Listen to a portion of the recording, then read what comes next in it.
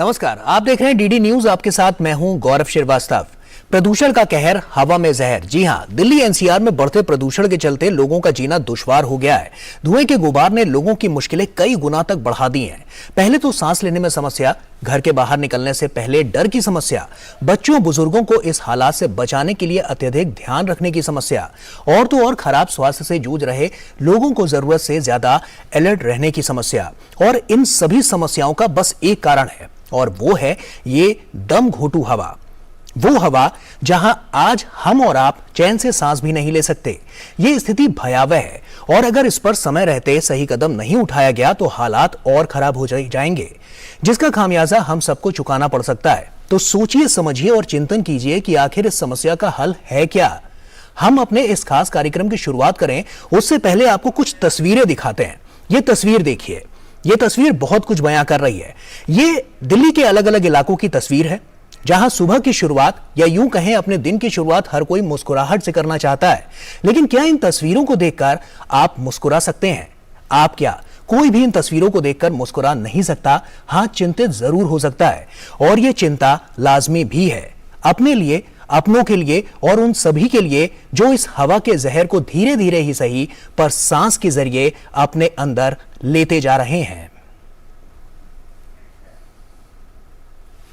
दिल्ली और एनसीआर में प्रदूषण का कहर बढ़ता ही जा रहा है। बीते कुछ दिनों से एनसीआर में हवा का स्तर बेहद खराब बना हुआ है, जो लोगों की सेहत के हिसाब से हेल्थ इमरजेंसी बना हुआ है। ग्रुप ग्रैप 4 की अगर हम बात करें तो वो लागू हो चुका है, लेकिन बढ़ते प्रदूषण पर कोई लगाम लगती हुई दिखाई नहीं दे रही है। इस बीच पंजाब में पराली जलाने के मामले बढ़ने की वजह से भी स्थिति खराब बनी हुई है। देखिए,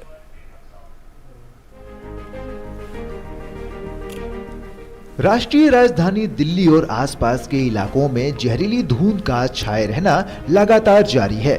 शनिवार सुबह राष्ट्रीय राजधानी दिल्ली का औसत वायु गुणवत्ता सूचकांक 431 दर्ज किया गया।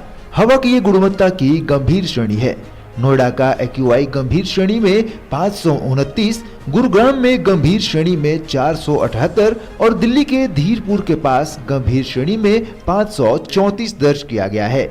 शनिवार सुबह से ही राष्ट्रीय राजधानी दिल्ली और आसपास के इलाके प्रदूषण की चादर में लिपटे दिखाई दिए।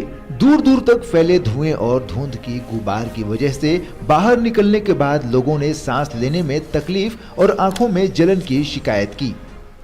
खांसी हो जाती है और ऐसी फीवर चलता है, तो हाँ। आंखों में जलन वगैरह सेहत पे क्या? हाँ, थोड़ा थोड़ा कभी कभी चलता है, जैसे सुबह सुबह हो गया या रात के टाइम, तो ये सब होता है। पंजाब और हरियाणा में जलने वाली पराली का असर उत्तर और पूर्व भारत के प्रमुख शहरों में भी दिखने लगा है। यहाँ की हवा भी बहुत खराब श्रेणी में पहुँच रही है। उल्लेखनीय है कि वायु प्रदूषण के गंभीर श्रेणी में पहुँचने और ग्रेप का चौथा चरण लागू होने के साथ ही राजधानी दिल्ली में कई प्रतिबंध लगाए गए हैं। इसके तहत 5 से 8 नवम्बर तक प्राइमरी स्कूल बंद रहेंगे। 5वीं से ऊपर की कक्षाओं की आउटडोर एक्टिविटी बंद रहेगी। इस बीच दिल्ली के गैस चैम्बर में बदल जाने के बाद भाजपा ने दिल्ली के मुख्यमंत्री अरविंद केजरीवाल पर तीखा हमला बोला है। सुप्रीम कोर्ट ने कहा है कि दिल्ली गैस चैम्बर में कन्वर्ट हो चुकी है। आज अगर इसका श्रेय अगर किसी को जाता है तो दिल्ली के मालिक अरविंद केजरीवाल को जाता है, जो अपने आप को दिल्ली का मालिक कहते हैं। लेकिन अगर आप पिछले 20 दिन से देखोगे, अरविंद केजरीवाल दिल्ली में नजर नहीं आ रहे। वो गुजरात में घूम रहे हैं, वो हिमाचल में घूम रहे हैं। दिल्ली की जनता ये पॉल्यूशन के कारण, प्रदूषण के कारण मर रही है, लेकिन वो पॉलिटिकल टूरिज्म के ऊपर है। इसलिए मैंने उनकी तुलना जो की है हिटलर के साथ किया है। दिल्ली से सटे गाजियाबाद में भी वायु गुणवत्ता सूचकांक गंभीर श्रेणी में पहुंच गई है। इसके कारण लोगों को स्वास्थ्य संबंधी समस्याओं का सामना करना पड़ रहा है। दिल्ली में जो पोल्यूशन बढ़ रहा है उससे सांस लेने में और जी मचला रहा है और चक्कर आते हैं।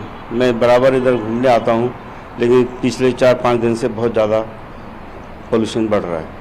प्रदूषण तो बहुत ज़्यादा है, सांस लेने में इतनी तकलीफ हो रही है, जलन हो रही है आँखों में। तो जब हमें इतना जलन हो रहा है, महसूस हो रहा है, तो बच्चों और बूढ़ों को तो बहुत ज़्यादा परेशानी होती होगी। बुरा हाल है जी प्रदूषण से। अभी सांसों में तकलीफ हो रही है, चलने में आँखों में जलन हो रही है। हमारा ये हाल है तो बड़े बुजुर्ग का क्या हाल हो रहा होगा। बड़ी तकलीफ हो रही है, सरकार को इस पर ध्यान देना चाहिए। दिल्ली की खराब आबो हवा के लिए पराली को जलाया जाना प्रमुख कारण है। इसके बेहतर प्रबंधन की नजीर हरियाणा के रोहतक के किसानों ने पेश की है, जो पराली को जलाने के बजाय इकट्ठा कर चारा बना रहे हैं। इससे पराली जलाने की घटनाओं में कमी आई है। भाई पराली इसलिए नहीं जला रहे, पहले एक तो फसल जैसे हो जाती है, ज्यादा पराली होती थी, उगे से बच जाते थे, उसको जलाते थे तो उससे पोल्यूशन हुआ है। और जैसे अगर खेत में आग लगाओ तो उसमें भी नुकसान बना है। और ये इसलिए फिर अब की बार जैसे सरकार अपने या जो पराली बच रही है ना, उसको ले रही है, 5,000 रुपये किलो रेट दे रही है, तो उसमें हमारा ये प्रॉफिट है। उसमें हम आगे जैसे अगले फसल के लिए गेहूँ ले आते हैं, उसके लिए खाद बीज ले आते हैं। हमारी व्यक्ति है 5-6 हज़ार रुपये किला, और खाद बीज का खर्चा निकल जाए हमारा, इसलिए हम फूकते नहीं। पहले क्यों फूकते थे? पहले कोई पूछ नहीं थी। अब बिकने लगी है तो फायदा है आपको? हाँ, मैंने फायदा है। क्या फायदा? जब खाद बीज आ जाए है, लेबर कटाई करा तो वह भी लकड़ जाए है। दिल्ली में दम घोंटू हवा से बचने के लिए चिकित्सक सुबह टहलने वाले लोगों को पूरी एहतियात बरतने की सलाह दे रहे हैं। उनका कहना है कि इस दम घोंटू हवा से बचने के लिए बाहर निकलने से पहले फेस मास्क जरूर पहनें और बड़े बुजुर्ग और बच्चों का खासा ख्याल रखें। ब्यूरो इनपुट के साथ चंद्रशेखर की रिपोर्ट, डीडी न्यूज।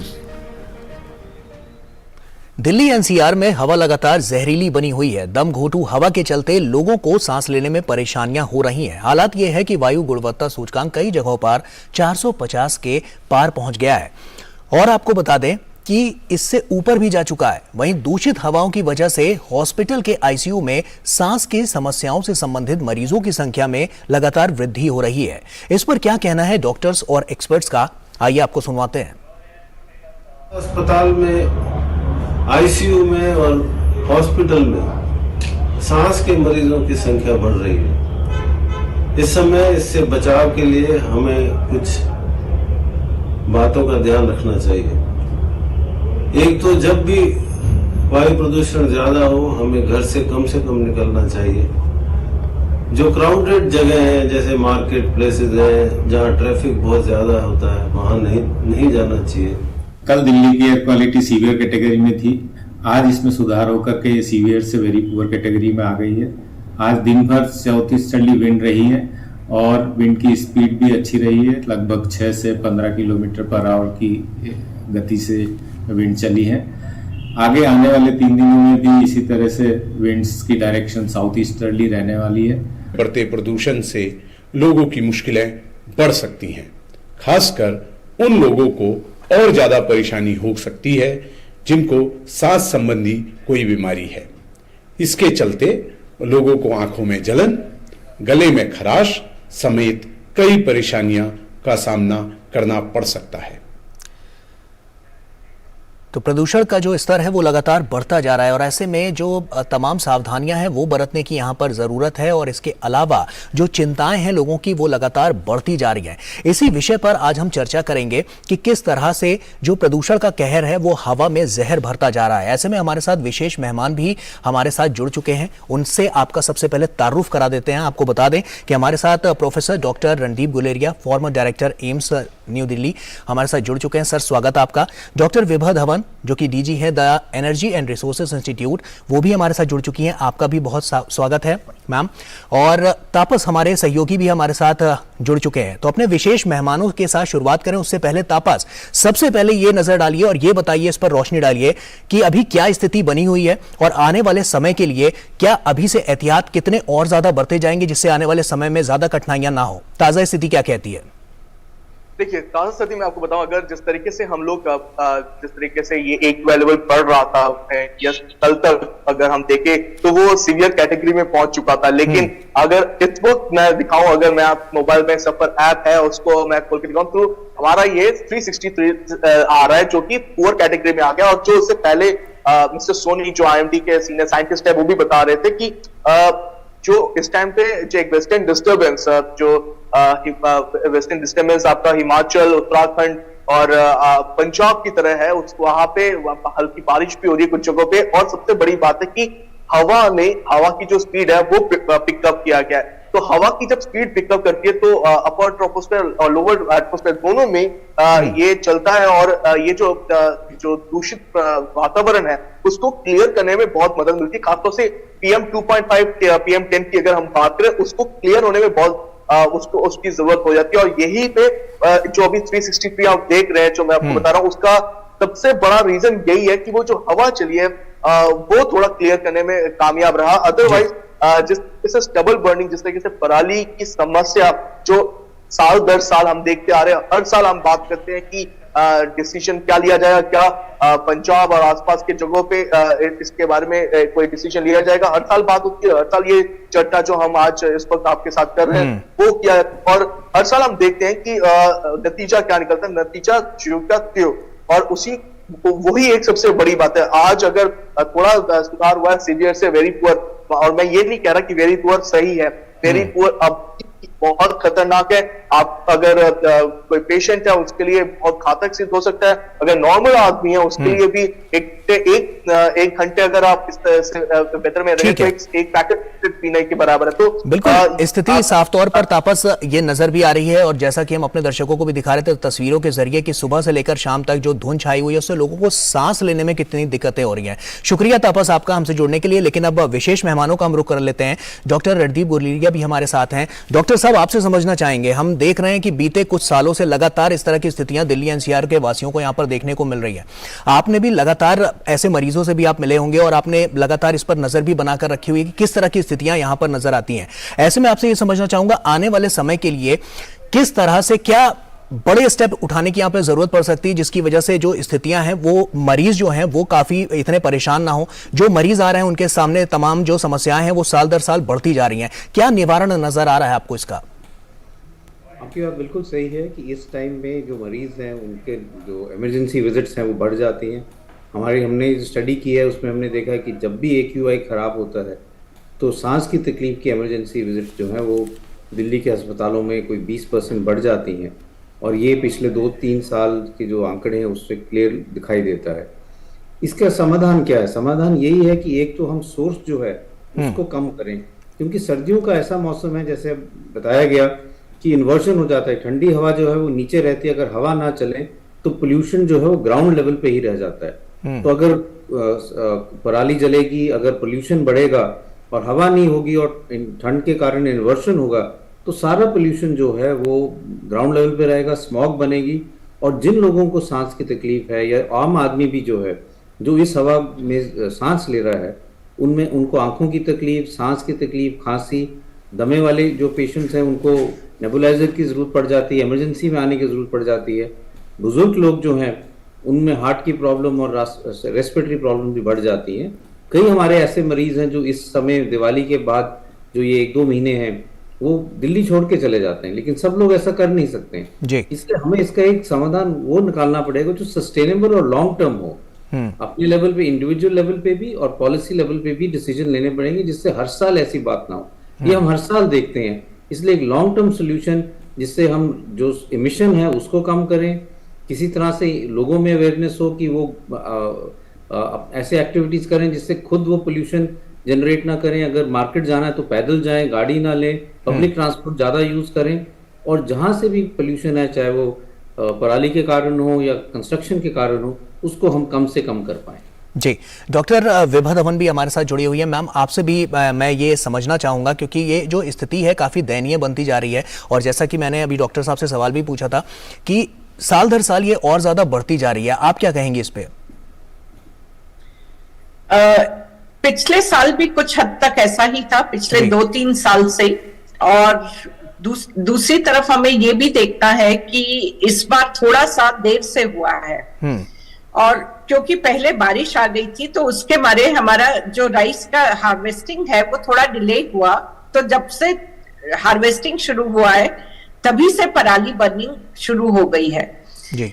बहुत सारे प्रोमिसेस थे, बहुत सारा हम देख रहे थे कि हम पराली से कंपोस्टिंग फार्म पे ही कर पाएंगे और फार्मर के लिए विन विन सिचुएशन होगी कि उसको कंपोस्ट भी वही मिल जाएगा अगले क्रॉप के लिए, और हम लोग को, सब लोग को राहत मिल जाएगी कि कुछ जलेगा नहीं वहां पर।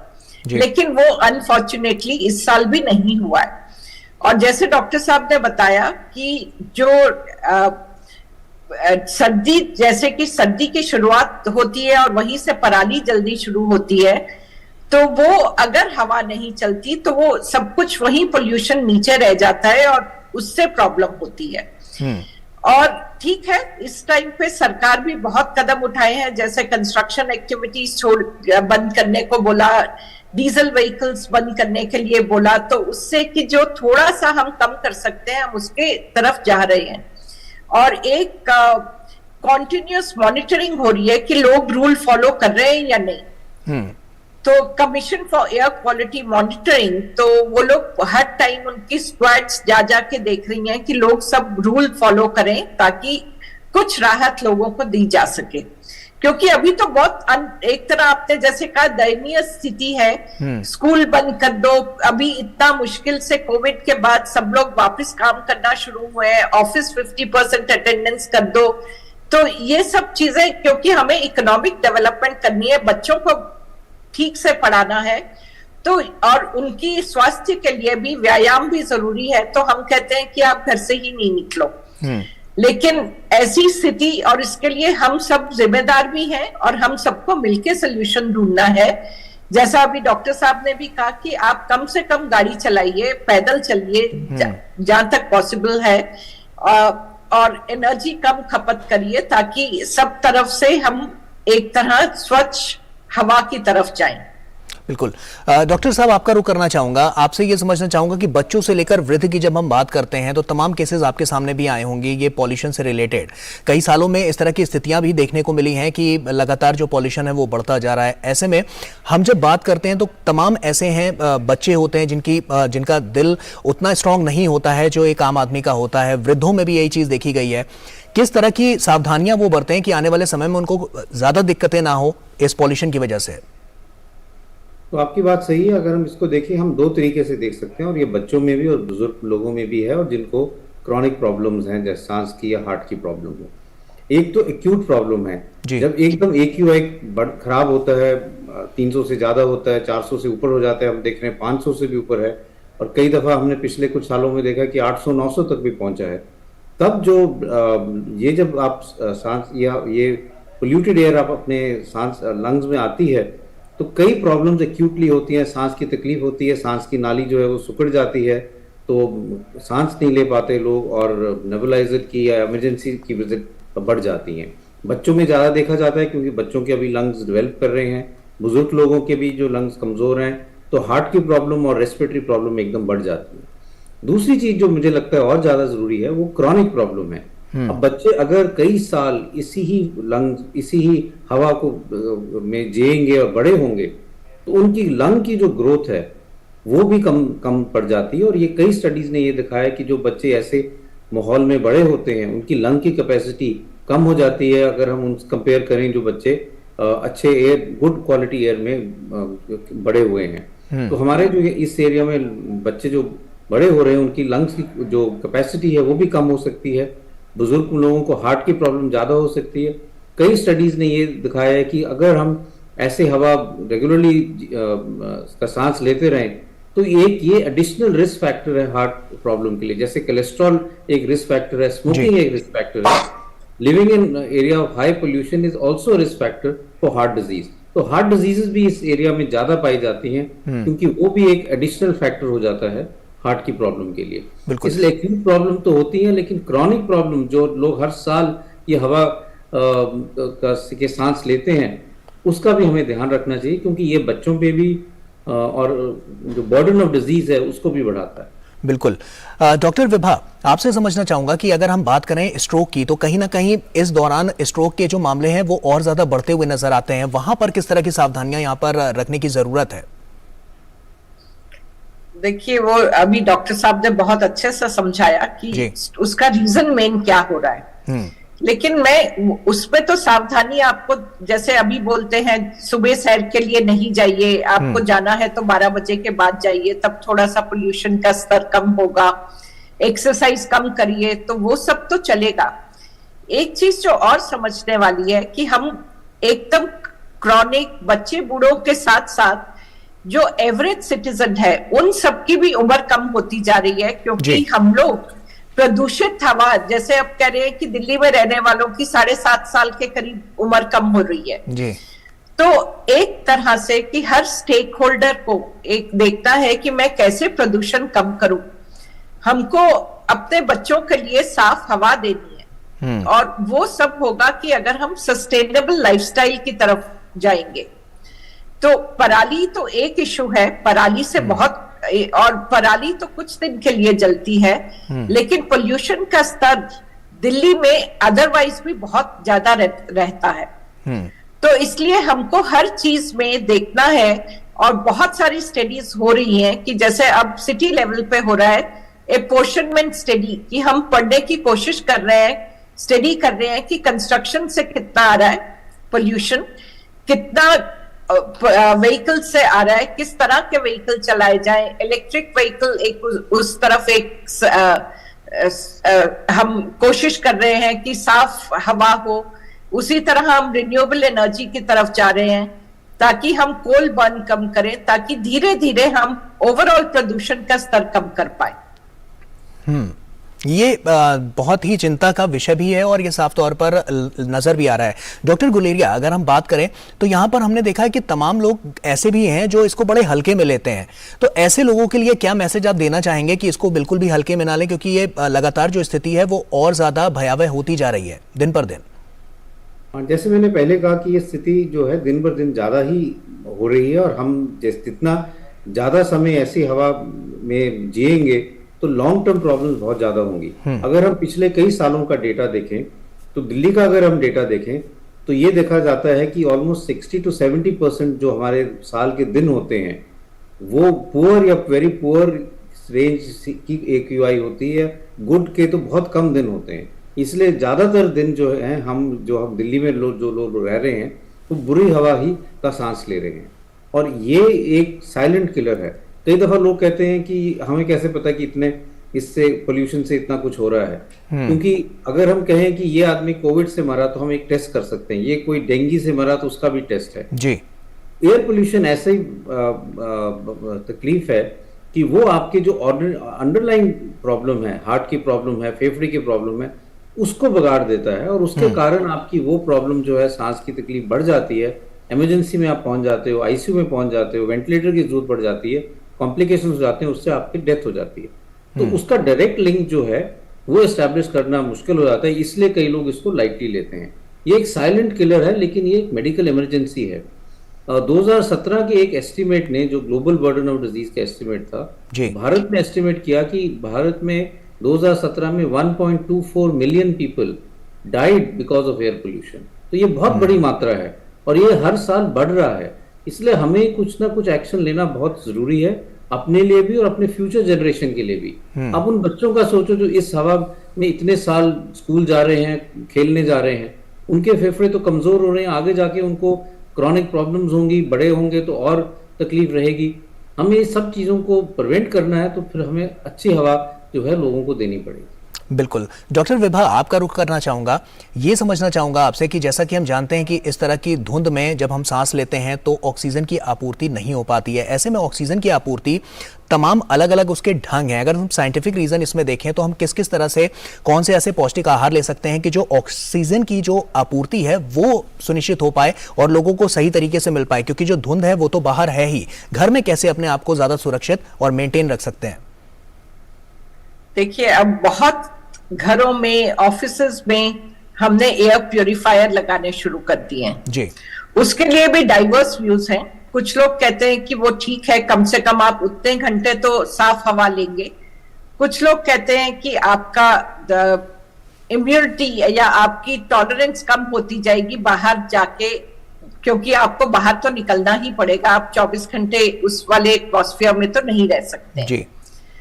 तो उसके साथ जैसे कोविड में भी हुआ था, ऑफ कोर्स वो तो बिना कहे है कि हम सब लोग को अपनी इम्यूनिटी स्ट्रॉन्ग करनी है। प्लांट बेस्ड फूड जितना हो सके हमको लेना है, कि खाना बहुत भारी नहीं हो, हल्का हो, बहुत हरी सब्जियां हो, लेकिन उसमें भी देखना है कि बहुत ज्यादा पेस्टिसाइड वाली नहीं हो। तो जो हम ऑर्गेनिक या सेफ फूड की बात करते हैं, नेचुरली प्रोड्यूस की बात करते हैं, उसको भी हमको देखना है। तो जो हम पुराने हमारे कल्चर में था संतुलित भोजन, जिसमें हम सब कुछ खाते थे, हमारी थाली में सब कुछ होता था, वो खाना हमको अब दोबारा से एक तरह से, और लोग सेंसिटिव भी हो रहे हैं, लोग समझ रहे हैं, क्योंकि हम जैसे हमारे कोर्स ग्रेन्स थे, मिलेट्स थी, वो हमने खानी छोड़ दी थी, वो अब हमारे खाने में फिर से आती जा रही है जी। और उसी तरह ताजा खाना rather than preserve food, fruits, सब्जियां, इनकी बहुत महत्वता है और हम सबको अच्छे से खानी चाहिए। इम्यूनिटी तो बनानी पड़ेगी, क्योंकि ये एक तरह से हार्श रियलिटी है जो हमको फेस करनी है, और धीरे धीरे मेरे ख्याल में कि हम उस ठीक कदम उठा रहे हैं कि क्लीन एनर्जी की तरफ जाएं, ताकि पोल्यूशन ओवरऑल कम हो। पराली के लिए नेचुरली हमको ढूंढना है और उसमें बहुत कुछ करना है। इट गोज राइट फ्रॉम, क्यों जल रही है, क्योंकि हमारा हार्वेस्टिंग, राइस की हार्वेस्टिंग और व्हीट की सोइंग में बहुत कम दिन है जी। तो हमें वैरायटीज भी वैसी डेवलप करनी है ताकि राइस पहले पक जाए और बाद में हम गेहूं के बीच में हमको टाइम मिले। और हमको ये भी देखना है कि हम डायरेक्ट सीडेड राइस की तरफ जा सकते हैं, तो ऐसे करते हुए ताकि पराली नहीं जलानी पड़े। और अगर हम फार्म मैकेनाइजेशन की बात करते हैं, क्योंकि अभी फार्मर के पास भी बहुत कम विकल्प है, तो अगर हम एग्रो वेस्ट कर रहे हैं, it is agro residue not waste, बिल्कुल। उसको और अगर हम वेस्ट डॉक्टर ये बहुत जरूरी हो जाता है, क्योंकि जब खान पान सही से होगा तो वो सेहत में लगेगा और उससे सेहत और ज्यादा दुरुस्त होगी, और इसीलिए जब आप मजबूत होंगे तो इस तरह की स्थितियों से निपटने के लिए आप कारगर साबित होंगे। बहुत बहुत शुक्रिया हमसे जुड़ने के लिए और तमाम जानकारियां और यहाँ पर जो बातें और इस चर्चा में जो आपने अहम पॉइंट्स रखे हैं जो दर्शकों तक पहुंचाए गए हैं, उसके लिए बहुत बहुत शुक्रिया। आप दोनों विशेष मेहमानों का हमारे साथ बहुत बहुत शुक्रिया। तो ऐसे में जो स्थिति है वो साफ तौर पर यहाँ पर नजर आ रही है, लेकिन आपको बता दें कि जो हवा में ये जहर खुला हुआ है उससे निकलने के लिए, उससे निपटने के लिए आपको मजबूत होना पड़ेगा। तो तमाम एहतियात आपको बरतने पड़ेंगे। लगातार इस पर हमारी नजर भी बनी हुई है और जो तमाम स्थितियां अभी तक निकलकर सामने आई उसमें यही देखा गया है कि जो AQI का लेवल है वो लगातार बढ़ता जा रहा है। तो ऐसे में सावधान रहिए, सुरक्षित रहिए, अपना ख्याल रखिए। यही हम भी चाहते हैं और यही हर कोई चाहता है, जिससे अपने भी सुरक्षित रहें और आप भी सुरक्षित रहें। फिलहाल अभी के हमारे इस स्पेशल प्रोग्राम में इतना ही, लेकिन आप बने रहिए DD न्यूज के साथ। खबरों का सिलसिला लगातार जारी है। नमस्कार।